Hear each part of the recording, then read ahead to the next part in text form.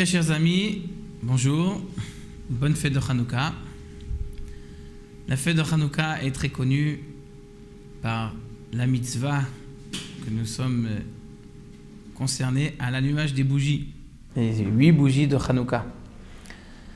En fait, lorsque on approfondit vraiment les miracles et toute la raison pour laquelle nous fêtons cette fête de Hanouka, nous voyons qu'en fait que l'importance des bougies est minoritaire par rapport à tous ces 8 jours de Hanouka, toute cette fête que nos sages nous demandent de pratiquer. Le Tour, lorsqu'il ramène les lois de Hanouka, fait une séparation entre la mitzvah de l'allumage des bougies et entre toutes les mitzvahs qui concernent la fête de Hanouka. La première mitzvah qu'explique le Tour, c'est que comme nous connaissons tous l'histoire où les Grecs avaient envahi le temple et après que les Hashmonaïm ont réussi à gagner la guerre, et lorsqu'ils sont revenus dans le temple et qu'ils ont trouvé la petite fiole, alors le Tour dit, en fait la vraie mitzvah de Hanouka, c'est de remercier et de louer la Hallel, comme il dit le langage dans le Tour, la Hallel, c'est de louer Akadosh Baruch Hu l'Éternel pour les miracles qu'il nous a fait. Après, rajoute le Tour, comme il y a eu un miracle particulier qui était très visible, qui était le miracle de l'allumage des bougies, que la petite fiole avait réussi à rester allumée pendant 8 jours, alors dit le Tour que nos sages aussi ont demandé de faire cette mitzvah, d'allumer tous les jours la bougie, pour se rappeler de ce miracle. Mais la vraie fête de Hanouka, c'est de louer et de remercier Akadosh Baruch Hu, notre Dieu, pour les miracles qu'il nous a fait. Quelle est l'explication exactement de cette mitzvah? Le Bach, un commentateur du Tour, explique de la manière suivante. Vous savez la différence entre Hanouka et Purim? À Purim, nous avons une obligation de faire la Seudat Purim, un repas.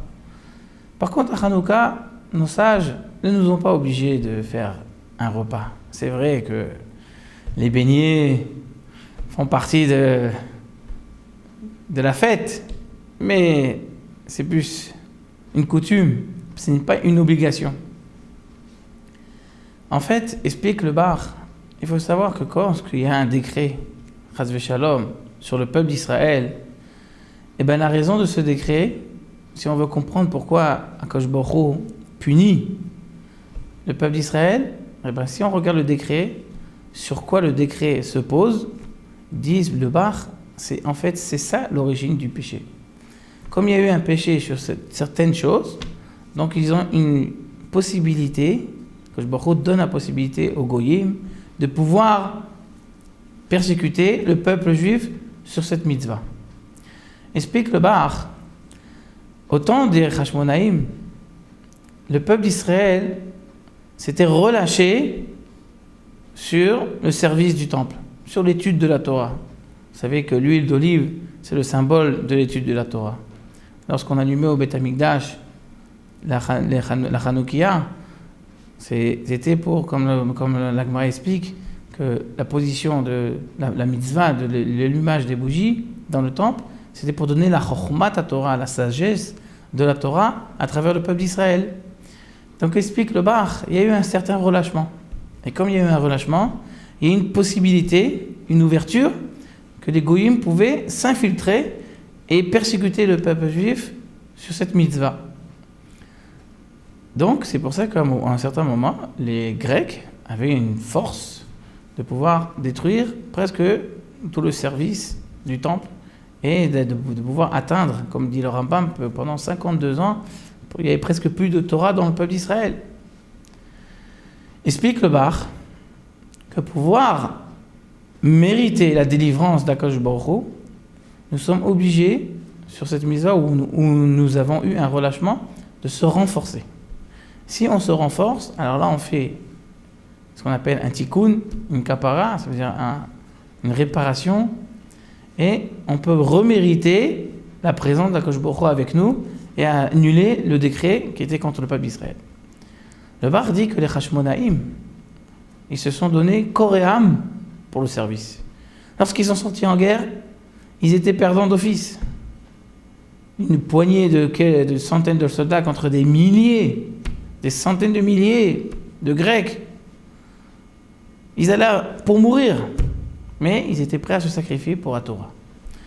Donc j'explique le bar, comme il y a eu un sacrifice vis-à-vis de renforcer la Torah dans le peuple d'Israël, Akadosh Baruch Hu était avec eux, et c'est comme ça qu'ils ont gagné. Donc ils ont mérité. À tel point, explique le bar, comme tout ce sacrifice est tellement fort, qu'Akadosh Baruch Hu leur a fait ce miracle, qu'ils ont trouvé cette petite fiole d'huile qui était encore pure pour pouvoir allumer. Il y a eu une Messirut Nefesh, une Messirut Nefesh, c'est qu'ils se sont donné corps et âme pour pouvoir rétablir et faire revivre la Torah dans le peuple d'Israël. C'est pour ça que notre obligation, explique le bar, c'est de remercier Akadosh Baruch Hu et louer Akadosh Baruch Hu pour cette possibilité qu'il nous a donnée de pouvoir réétudier la Torah, de le resservir, d'avoir pu remettre le temple dans son édifice et que le service journalier s'était rétabli. À l'inverse, explique le bar, qu'au moment de Mordechai et Esther à Purim, lorsque Haman et Achashverosh ont pu décréter qu'un jour dans l'année on peut tuer et éliminer tout le peuple d'Israël, explique le bar qu'il y a eu ici un décret sur le corps et âme du peuple d'Israël, pas sur la religion. Pas comme chez les Grecs, ils ont poursuivi la Torah, qui ont poursuivi la religion. Ils n'ont pas poursuivi le peuple en tant que peuple. Le peuple d'Israël était admis, s'il devient grec, s'il est prêt à accepter l'enseignement et la philosophie grecque. Par contre, à un moment de Achashverosh et Haman, ce n'était pas une lutte, une guerre spirituelle ou d'idéal. C'était, par principe, un juif doit être mort, il ne doit pas vivre. Explique le bar pourquoi c'est arrivé. Parce que le peuple d'Israël avait fait une faute, avait péché.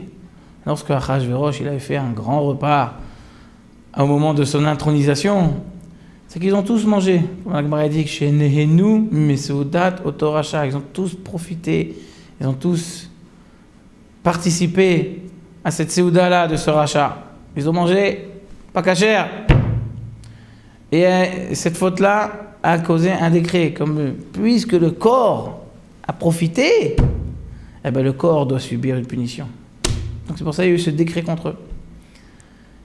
Et lorsque le peuple d'Israël s'est renforcé, s'est réveillé, qu'ils ont jeûné pendant 3 jours, ils ont fait un tikkun, ils ont réparé leur faute, c'est là qu'à ce moment-là que Baruch Hu les a sauvés, c'est qu'ils ont pu être sauvés de la mort. Donc dit le bar, à Purim, le miracle et le péché et le miracle et l'effort que le peuple d'Israël a fait, c'était sur un travail vis-à-vis du corps. C'est pour ça que le jour de Purim, la mitzvah elle est différente.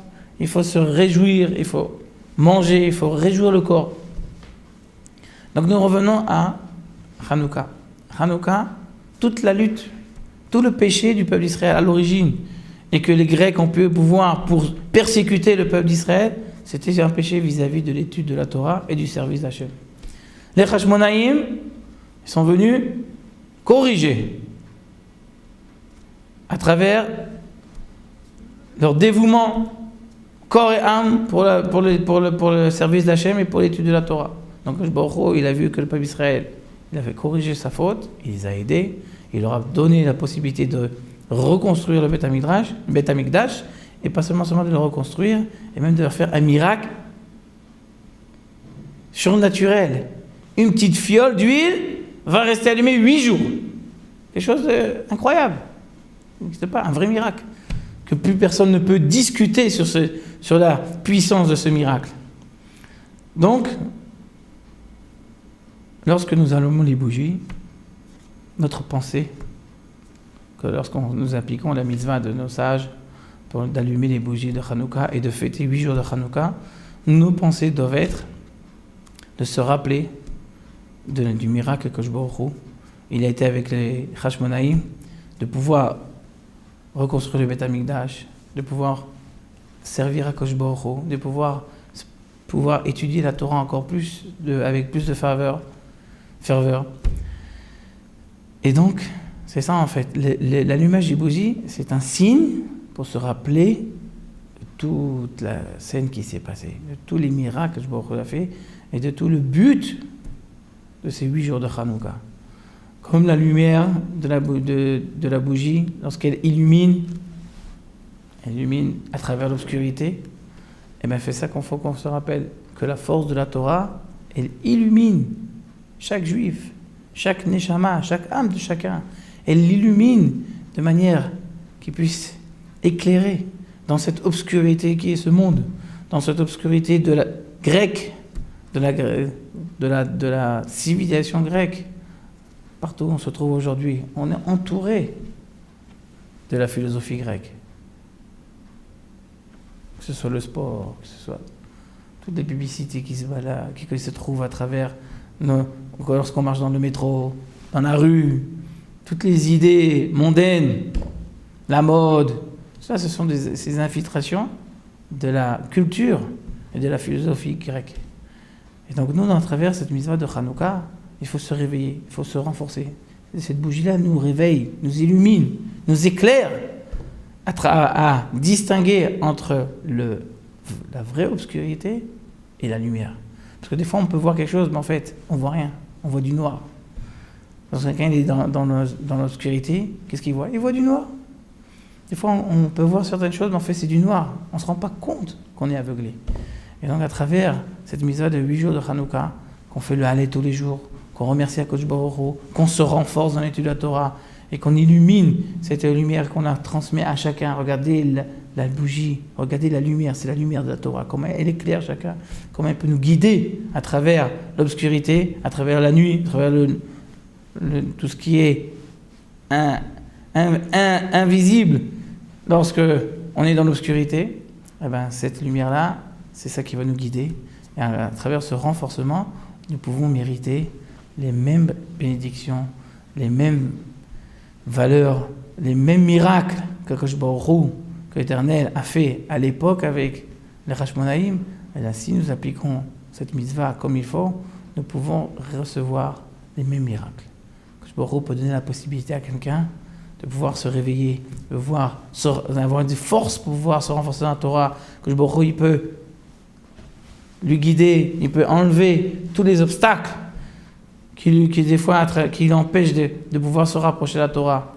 Rien qu'avec ce renforcement, comme eux, les Hashmonaïm se sont renforcés, que il a fait pour eux la guerre, il les a rendus vainqueurs, il les a épargnés d'une défaite, il leur a épargné de la mort, il leur a fait des grands miracles. Et bien nous, c'est que Baruch peut nous faire des grands miracles, même si on ne les verra pas de manière surnaturelle, mais avec réflexion, on peut se rendre compte combien Akadosh Baruch il nous ouvre les portes, il nous a aidés, tout cela parce qu'on veut se renforcer dans la Torah et qu'on veut se rapprocher de Hachem. Alors voilà, nous avons 8 jours. 8 jours, c'est beaucoup. Et chaque jour, on doit encore plus apprécier. Le 8e jour, c'est le summum. Parce que si on réfléchit un peu, c'est quoi le 8e jour? Les Hashmonaïm, ils savaient que le 8e jour, ça y est, demain on aura de l'huile normale. C'est pas évident que le miracle va continuer. Tout ce que le miracle a continué, c'est parce qu'ils n'avaient pas d'huile. Mais ils savaient bien que ça y est, la fabrication elle est à son terme et qu'on va avoir bientôt de l'huile. Donc ils savaient très bien que le 8e jour, ça y est, c'est les dernières minutes où on a droit à un miracle surnaturel. Donc le 8e jour, il y avait une ardeur spéciale envers Akadosh Baruch Hu. C'était lié à Akadosh Baruch Hu. Il profitait de chaque dernière minute qui reste de vivre sous l'ambiance d'un miracle. Et bien nous aussi, tous les jours, nous avançons le 8e jour, qui c'est Zot Hanouka.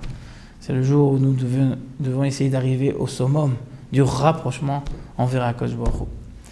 Voilà, je vous souhaite à tous une très bonne fête de Hanouka en famille. Que vous mangez des bons beignets et faites attention à votre régime parce que les calories elles sont difficiles à éliminer et que Akadosh Baruch Hu, il vous envoie toujours la santé, la simcha, la vraie simcha, le nachat de vos enfants, que vous soyez toujours contents et heureux des exploits de vos enfants qui réussissent toujours dans la Torah, dans les études. Et Akadosh Baruch Hu, B'ezrat Hashem, vous donnerez tous, B'ezrat Hashem, quand vient Mashiach, tous de pouvoir venir en Israël et d'être présents dans le Beth Amikdash, comme à l'époque des Hashmonaïm, d'être présent, de le voir le Beth Amikdash dans son activité et de participer Bezrat Hashem. Merci.